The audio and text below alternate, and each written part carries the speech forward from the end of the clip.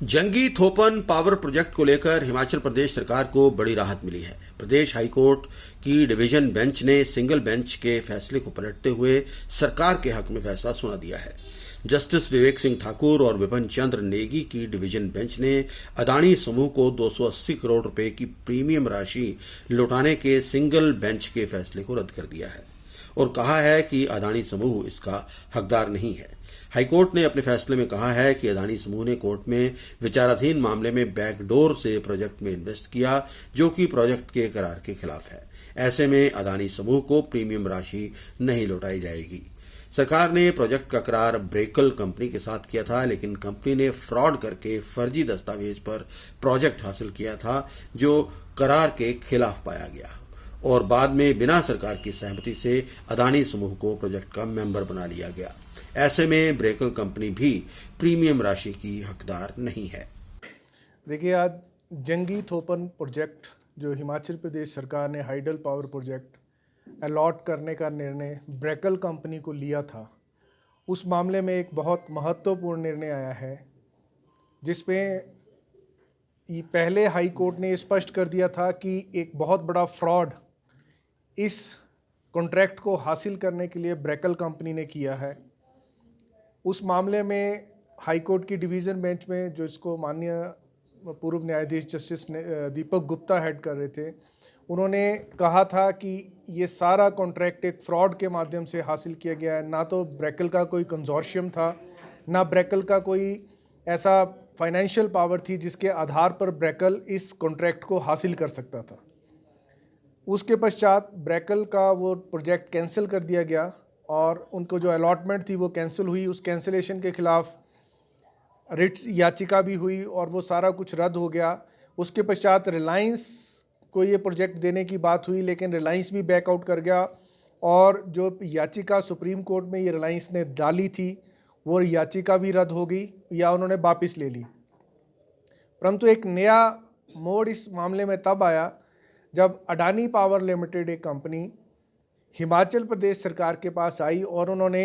280 करोड़ रुपए का upfront premium ब्याज सहित क्लेम किया। उन्होंने कहा कि ये पैसा हमने दिया था और वो पैसा हमें वापस किया जाए।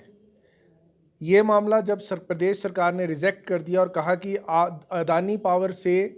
प्रदेश सरकार का कोई संबंध नहीं है, क्योंकि अदानी पावर से प्रदेश सरकार ने कभी किसी प्रकार का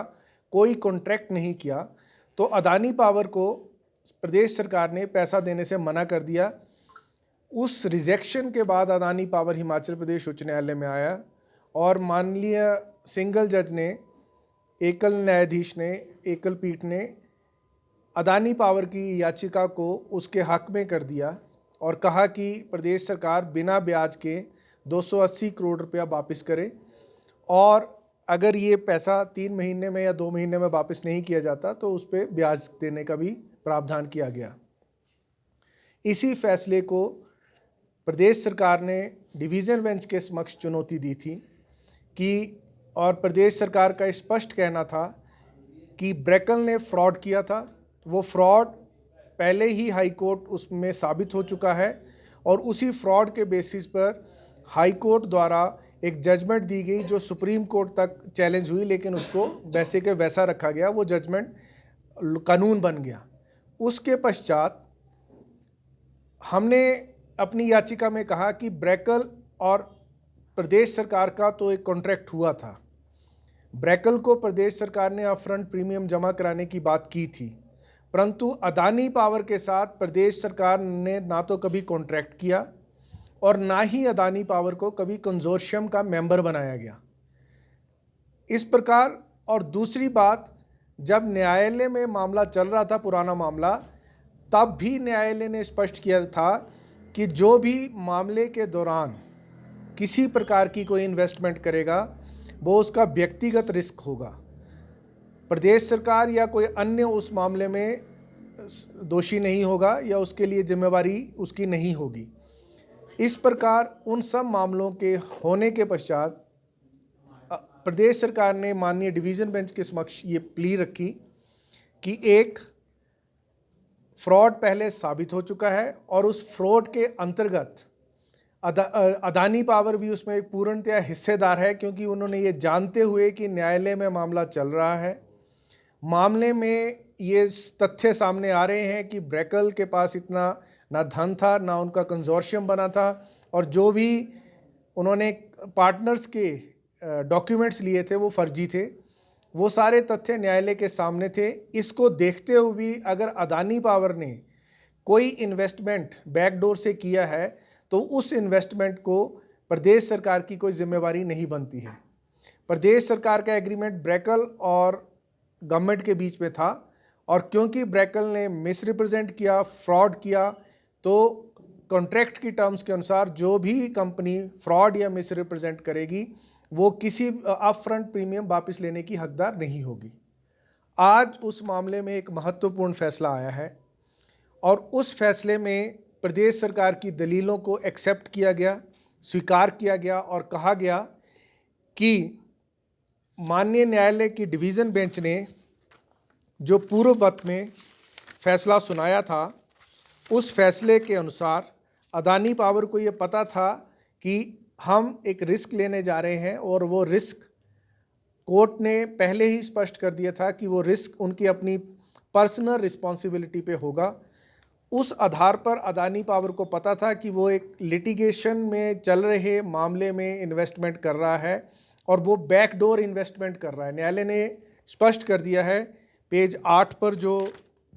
फैसले के पेज 8 पर जो कहा गया है विभिन्न ग्राउंड्स में, उसमें स्पष्ट किया गया है कि अदानी पावर को ये सब पता था। वो पता होते हुए भी उन्होंने उस फ्रॉड में इन्वेस्टमेंट किया, और अंततः न्यायालय ने कहा कि अगर अदानी पावर की मंशा सही होती, अगर वो बोनाफाइड इन्वेस्टर होता,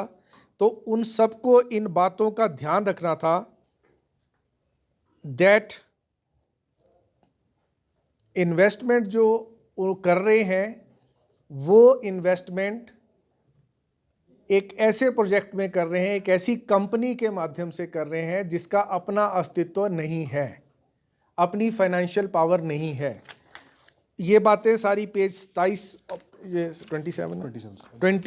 जजमेंट में कही गई। अदानी पावर ने कहा था कि कॉन्ट्रैक्ट एक्ट के, इंडियन कॉन्ट्रैक्ट एक्ट के तहत सेक्शन 65 और 70 में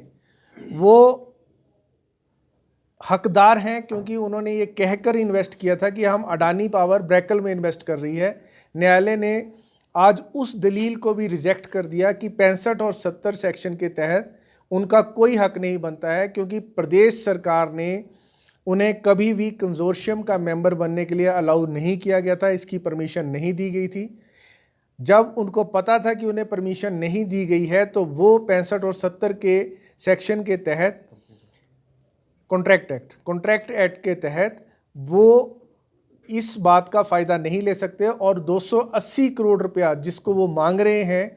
उसको उन्हें वापस नहीं किया जा सकता। न्यायालय ने कहा कि ये एट द बेस्ट अगर कोई इस अपफ्रंट प्रीमियम की मांग करता तो वो ब्रेकल कंपनी थी, परंतु उसकी मांग भी बंद हो चुकी है, क्योंकि न्यायालय ने पहले ही कह दिया है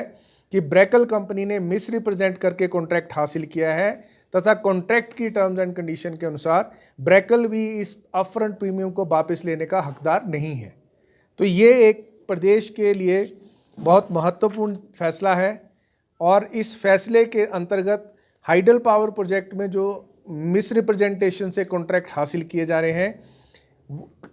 रहे थे या किए जा रहे हैं या किए जाएंगे, उन सब पर एक प्रतिबंध लग जाएगा, क्योंकि एक कड़ा फैसला न्यायालय की तरफ से आया है। यही जानकारी मैं आपको देना चाहता हूँ। देखिए, ब्रेकल कंपनी ने जो मिसरिप्रेजेंट किया था, एक तो जो कंजोर्शियम के मेंबर उन्होंने बनाए थे, वो कंजोर्शियम के मेंबर के जो दस्तावेज सरकार को दिए थे वही फर्जी थे। वो उस न्यायालय में ने उस वक्त पाया था कि जितने भी दस्तावेज हैंडओवर किए गए थे वो फर्जी थे, और जब इसकी जांच विजिलेंस द्वारा की गई तब भी प्रथम दृष्टया यह पाया गया कि ऐसे उन मेंबर्स ने, उन कंपनीज ने, जो फॉरेन कंपनीज ने कभी हाँ ही नहीं की थी। तो सबसे बड़ा मिसरिप्रेजेंटेशन तो ये थी। कॉन्ट्रैक्ट में जो गवर्नमेंट ने कॉन्ट्रैक्ट किया था उसमें एक फाइनेंशियल पोजीशन का कॉन्ट्रैक्ट था कि एक फाइनेंशियल पोजीशन कंपनी की होनी चाहिए। लेकिन ब्रेकल के पास एक $1 की कंपनी बनी थी और उनके पास कोई अपनी फाइनेंशियल पोजीशन थी नहीं, जिसके बेसिस पे वो अपनी फाइनेंशियल पोजीशन स्टेट के समक्ष शो कर रहे थे, वो बेसिस ही फ्रॉड पाया गया। तो इस कारण उस वक्त उनके ऊपर जुर्माना भी लगाया गया था और उस वक्त ये कहा गया था कि ये इन्वेस्टमेंट जो भी कंपनियां इसमें कर रही हैं, इस प्रोजेक्ट में बैकडोर कंपनियां कर रही हैं, वो सारी अपने रिस्क पर कर रही हैं। चाहे अडानी बैकडोर था, अडानी ने ही सबसे ज़्यादा बैकडोर इन्वेस्टमेंट अगर की हो, हमें नहीं पता वो की थी कि नहीं थी, पर वो अडानी का कहना था। गवर्नमेंट के पास जो भी अपफ्रंट प्रीमियम आया था वो सिर्फ ब्रेकल ने जमा करवाया था और ब्रेकल को पैसा इसलिए नहीं मिल सकता क्योंकि उन्होंने कॉन्ट्रैक्ट की वायलेशन की थी, फ्रॉड किया था, मिस रिप्रेजेंट करके कॉन्ट्रैक्ट को हासिल करने की कोशिश की थी, जो न्यायालय में पहले ही स्पष्ट हो चुका है। तो अडानी किस आधार पे मांग रहा है? अडानी किस आधार पे ब्रेकल ने फ्रॉड किया था, वो तो विजिलेंस जांच में साबित हो गया।